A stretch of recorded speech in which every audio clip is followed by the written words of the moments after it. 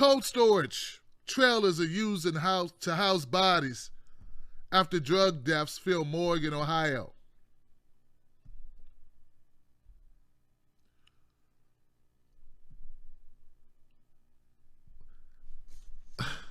You gotta let that sink in for a minute, because I think when people do, I do commentary on news events.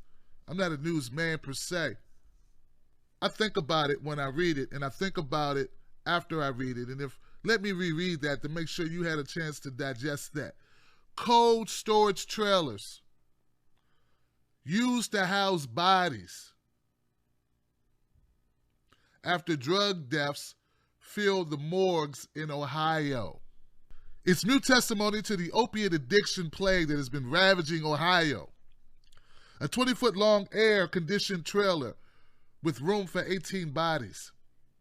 The Stark County coroner in Canton had a cold storage mass casualty trailer trucked in on Saturday because the morgue was overflowing with bodies, nearly half of them victims of drug overdoses. The facility in the county jail complex on Atlantic Boulevard holds a dozen bodies. Stark County investigator Rick Waters told NBC News.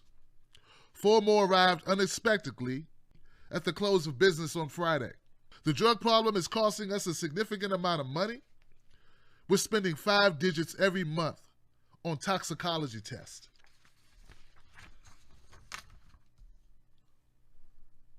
It's not over. Another Ohio coroner out of space because of drug overdoses. Such temporary morgue arrangements also have been used in Ashtabula, Cuyahoga, and Summit counties in northeast Ohio. The coroner in Dayton has said his office sought help from a local funeral home to store bodies amid an increase in overdose deaths.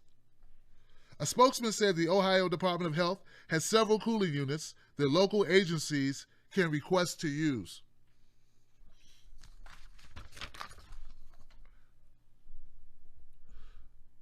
Remember when we talked about West Virginia, we talked about the rapid increase of the number of deaths via opiate addiction, opiate overdose?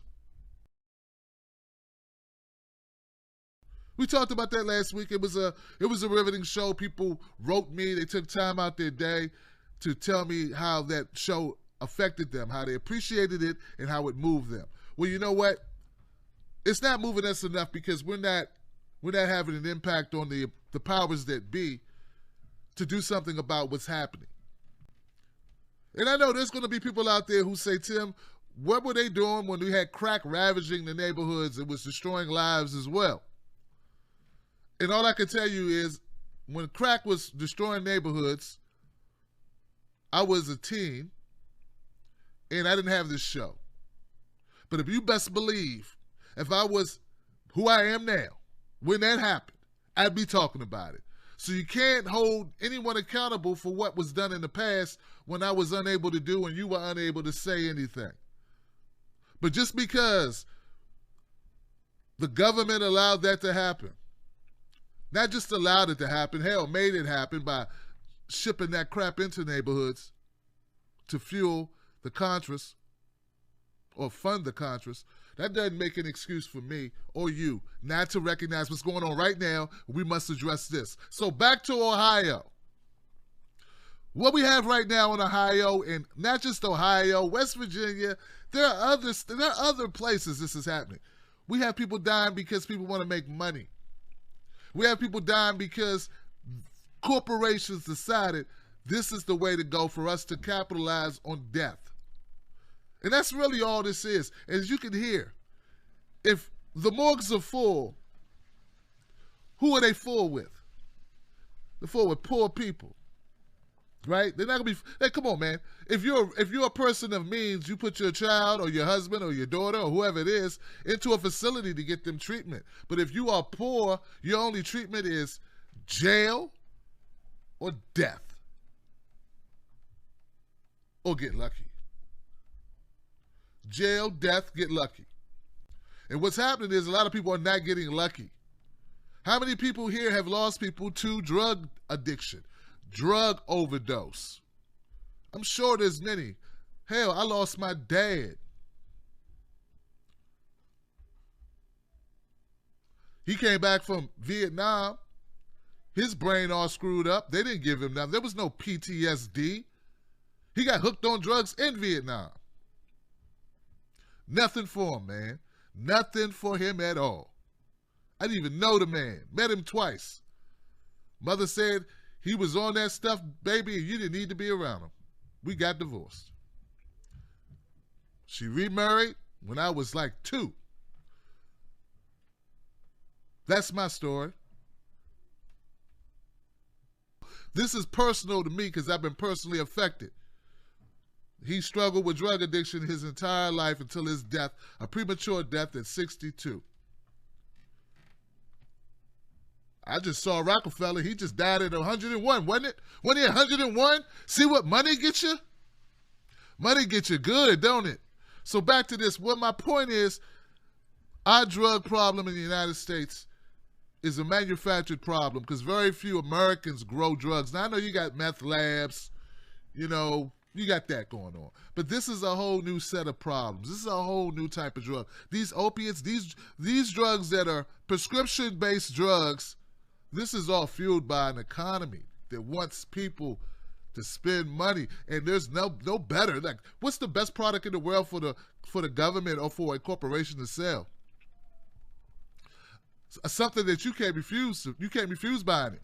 You gotta have it. If your body is demanding this thing, you're gonna find a way to make money, to get the money to supply that, to fill that need, to fill that urge. And that's what these drugs are.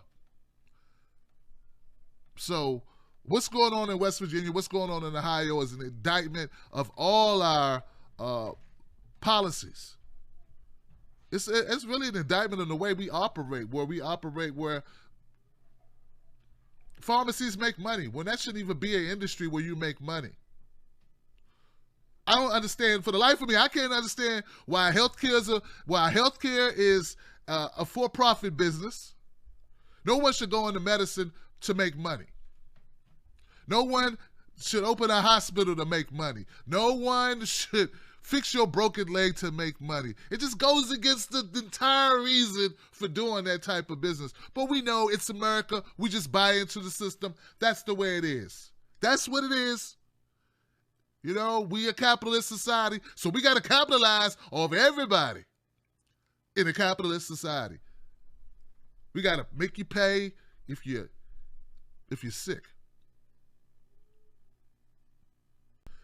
But the thing that's really staggering about this, and is really something to really ponder for a moment, guys, is that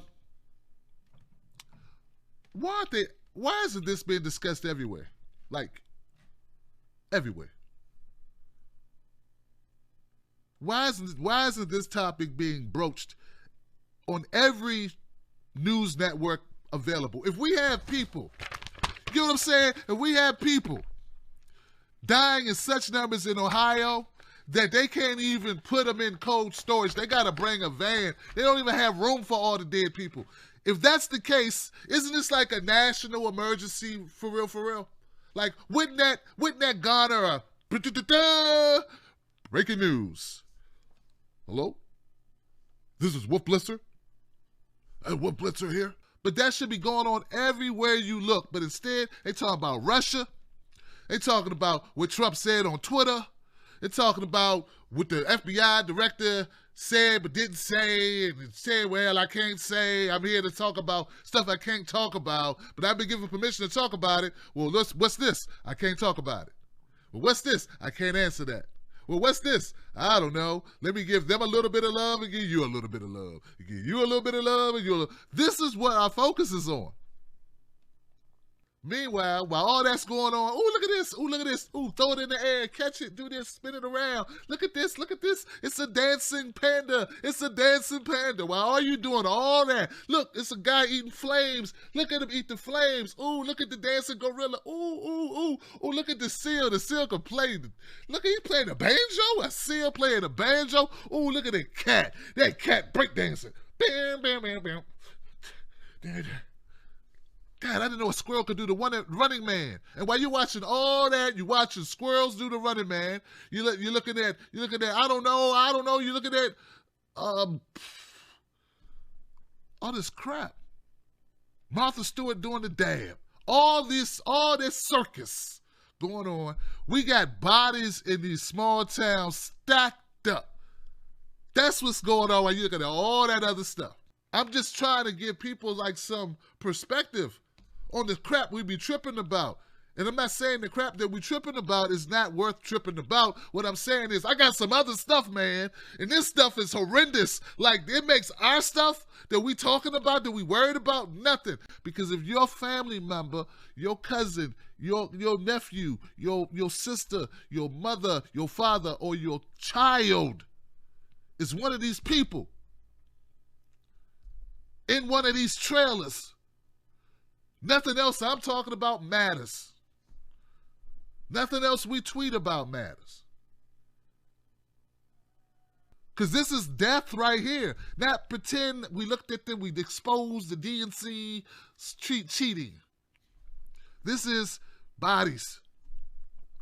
We're talking about an industry that is built on addicting you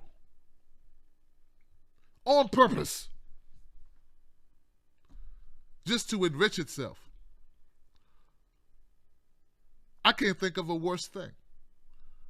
And an industry that's so powerful, even people who know we got to do something about this is out of control, they are afraid to say something because they don't know if they're going to be able to run next year. Because nothing's more important than running next year. Wouldn't want to risk that. Might have to go get a job, or I'd have to actually do stuff. What are you willing to do for people like this? Because this is what matters. And this right here, folks, I want everybody tweeting about Ohio. I want us all to tweet about Ohio. I want to start seeing if we can get behind things that include everyone. There's white people, black people, Latino people, Native people, Asian people, disabled people, all genders of people, all orientations of people living in these places that are dying or are being touched by the death of this caused by these prescription drugs. So this should include everyone. This is a bipartisan. Look, death is bipartisan. It don't care where it go. It just go where it want to go, right? Isn't that a Richard Pryor joke? Death don't care where it go. Death go wherever it want to go. Right? So if we can't get behind issues like this, man, we probably can't get behind nothing. Like like they used to say when I was coming up, you some cut if you can't get behind this one.